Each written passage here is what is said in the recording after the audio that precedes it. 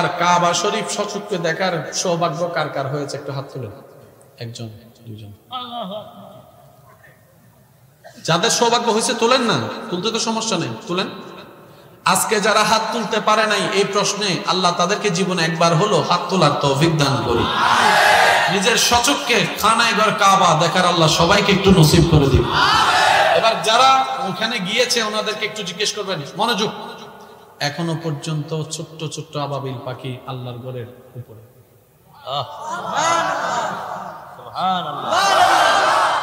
আমি শুনি নাই পাখিরা কোথায় পায়খানা করে কোনো টিকটিকে না, কিন্তু কাবার ছাদের উপরে। আমি কিন্তু বোমানসি মাইরা দিব বললাম আরেকবার শুরু আওয়াজ আর একটু জোরে কোন লাগবে সুবহানাল্লাহ। কাবার ছাদের উপরে একটা বিন্দু ময়লা পায়খানা, জোরে বলতে হবে, আরো জোরে বলেন। এবার পাখিগুলা থাকার জন্য ঘরের দরকার আছে না? এই আবাবিল যে থাকে কই? সুবহানাল্লাহ তো বলে না। আমগো ঘরে বেলকুনিতে যখন চড়ুই পাখি ঘর বাঁধে, ছোট্ট ছোট্ট যখন ওই তাদের ঘরের জিনিসগুলাতে কি জানি কয় খের দান কুড়া কুড়া বাইরে থাকে। পুরা হেরাম শরীফের চতুর্দিকে আশেকরা প্রদক্ষিণ করে খুঁজতে থাকে আবাবিল পাখি। তো দেখলাম তারা খায় কি, থাকে কই, পেশাব কই, পায়খানা কই। আবাবিল বলে সেই দিন থেকে আজ পর্যন্ত নয়, তা কিয়ামত পর্যন্ত আল্লাহ তাআলা আমাদেরকে কাবার হেফাজতের ডিউটি দান করেছেন। বলেন সুবহানাল্লাহ। এখনো পর্যন্ত আছে না নাই? জোরে কোন আছে না নাই?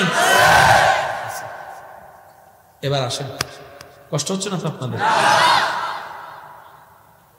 দুইটা কালারের সবচাইতে ময়লা বেশি দেখা যায়। কয়টা কালার? দুইটা কালার। একটা হচ্ছে সাদা কালার আর একটা, আমি বলবো না আপনারা বলেন। একটা হচ্ছে সাদা কালার আর একটা এটা নিয়ে কারো কোনো দ্বিমত, সেজন্য বেশিরভাগ প্যান্ডেলে দেখবেন একটু কালারিং কাপড় লাগায়। এ দেখেন কেন জানেন?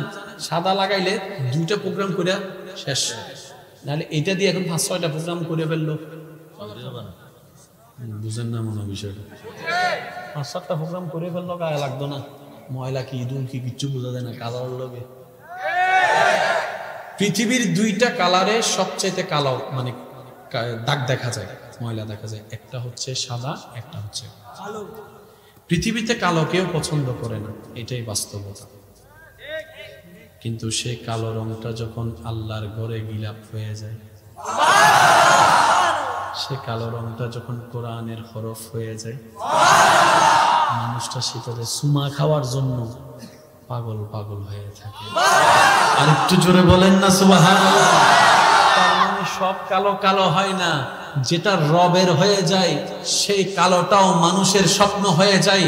হয়তো এখানেও অনেক আশেকানরা আছেন কিংবা মাইকের আওয়াজে শুনছেন যারা রবের দরবারে প্রত্যেক ওয়াক্তে ফরিয়াদ করে, আল্লাহ তোমার ঘর না দেখাইয়া মৃত্যু দিও না, তোমার ঘর না দেখাইয়া মৃত্যু দিও না। সুবহানাল্লাহ। আল্লাহ তোমার নবীর জিয়ারত না করে মৃত্যু দিও না। আল্লাহ আমার জীবনের সবচেয়ে বড় স্বপ্ন তোমার ঘরের সামনে রেখে রেখে রব্বানা যালামনা পড়বো। আল্লাহ বড় স্বপ্ন, বলেন না সুবহানাল্লাহ। ছবিতেও যদি আমার ভাইয়েরা কাবা শরীফের ছবি যখন দেখে, মনটা কি কালার?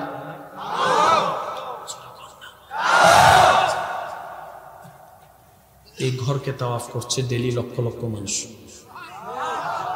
বলেন না?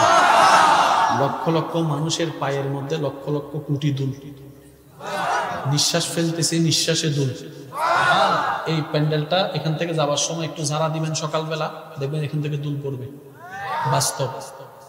বৎসরে কাবা শরীফের গিলাফ একবার দুইবার পাল্টানো হয়। এতগুলা মানুষ যে এখানে তাওয়াফ করে, কালো গিলাফটা তো সাদা হয়ে যাওয়ার কথা।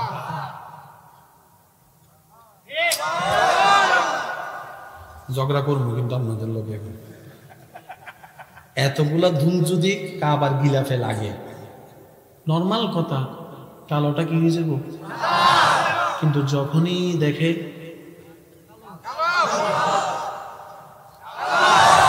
যখনই দেখে, জোরে বলতে হবে, যখনই দেখে। এবার মন খুলে একবার বলেন এতটুক যাদের বুঝে আসছে তারা একবার বলেন মারহাবা। সে ঘরকে আল্লাহ তাআলা ইব্রাহিম নবীর মুখ দিয়ে সংস্কার করিয়েছেন। যারা গিয়েছে ওনাদেরকে জিজ্ঞেস করব, যেদিন রবের পক্ষ থেকে জান্নাতীদেরকে সালাম দেওয়া হবে, রব আপন শান অনুযায়ী বান্দাদেরকে দেখা দিবেন, দেখা দিবেন, দেখা দিবেন।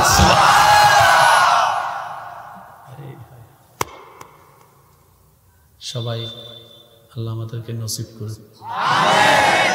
আপনাদের চেহারা দেখে মনে হচ্ছে খুব কষ্ট হচ্ছে আপনাদের। আল্লাহ আমাদের সবাইকে একটু দয়া করে নসিব করুন।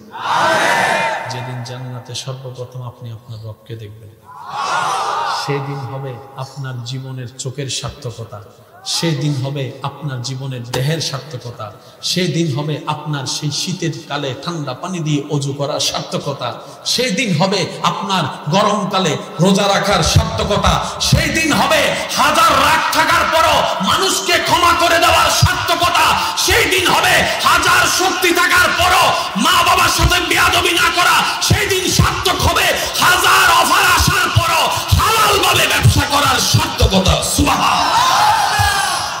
যেদিন আপনি আপনার রবকে দেখবেন, রব কিভাবে দেখা দিবে? রব রবের শান অনুযায়ী দেখা দিবে। কিভাবে? সালামুন, রবের পক্ষ থেকে শান্তির বাণী আসবে। সুবহানাল্লাহ, একটু বলা আসবে না? রবের পক্ষ থেকে শান্তির বাণী আসবে। এবার এতক্ষণ যা বলেছি, কেন বলেছি সেদিকে নিয়ে যাচ্ছি। যারা যারা যাইতে রাজি আছেন তারা একটু দুই হাত তুলে কোন মারহাবা। যারা হাত তোলেন নাই তাহলে আপনারা বিদায় নিতে পারেন, সমস্যা নেই। আমি 2 মিনিট বিরতি দিই, যাদের যাওয়ার চলে যান। এবার হাত নামান। যাওয়ার কেউ আছে? আপনি গেলে কিন্তু আমি আপনার ফিসে ফিসে আপনার ঘরে চলে যাবো বললাম, তখন কিন্তু আমার আচ্ছা এটা করলে তো আর দুধ দিব, আরেক বেচার আছে। না না, এটা হইতো না। কত ভালো লাগে আমার নবীর নাম, আরো ভালো লাগে নবীর দরুদ সালাম, নবীর দরুদ সালাম, নবীর সালাম। আল্লাহুম্মা সাল্লি আলা সাইয়্যিদিনা। উচ্চ আওয়াজে একবার কোন মারহাবা। এই কাবার বিষয়টা মনে থাকবে। কখনো যদি আল্লাহ আপনাদেরকে কাবায় যাওয়ার সুযোগ দেয়, তাড়াহুড়া করেন না। কাবা শরীফকে সচক্ষে দেখার আগে কমপক্ষে 20-30 মিনিট নিজেকে টাইম দিবেন। স্থির হবেন, আমার মতো পাপী কেউ নাই, আমার চোখের মতো পাপী চোখ নাই, আমার মুখের মতো পাপী মুখ নাই, আমার হাতের মতো পাপী হাত নাই, কিচ্ছু নাই, আমার সব পাপী, সব পাপী, সব পাপী। নিজের সর্বোচ্চ পাপী মনে করতে পারলে তারপর আস্তে আস্তে আপনি যাবেন মাথা নিচু করে, মাথা নিচু করে। সবাই আপনাকে বলবে এই কাবা দেখা যাচ্ছে তো, আপনি বলবেন দেখা যাচ্ছে ঠিকই, কিন্তু দেখার সাহস আমার নাই, কারণ আমার চোখে তো গুনাহ আর গুনাহ, আমার চোখে তো গুনাহ আর গুনাহ। এই গুনাহওয়ালা চোখ নিয়ে কাবা শরীফের দিকে তাকাতে আমার লজ্জা বোধ হচ্ছে। আমার তো তাকাতে ইচ্ছে করছে, মন চাচ্ছে কাবাকে একটু দেখি, কিন্তু আমার লজ্জা লাগতেছে। এই চোখে কত হাজার রকমের গুনাহ করেছি, আমি এই চোখ দিয়ে কিভাবে আমার আল্লাহর ঘরকে দেখবো? মাথা নিচু করে করে যাবেন।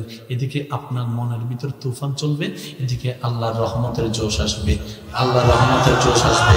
আর এদিকে আল্লাহর রহমতের জোশ আসবে, আল্লাহ আপনার উপর খুশি হতে থাকবে। যত রব খুশি হতে থাকবে, কাবা দেখার আগেও হয়তো রব খুশি হয়ে আপনার এই আদব এবং মহব্বতের কারণে আপনার সারা জীবনের কবিরা সগীরা গুনাহ মাফ করে দিতে পারে।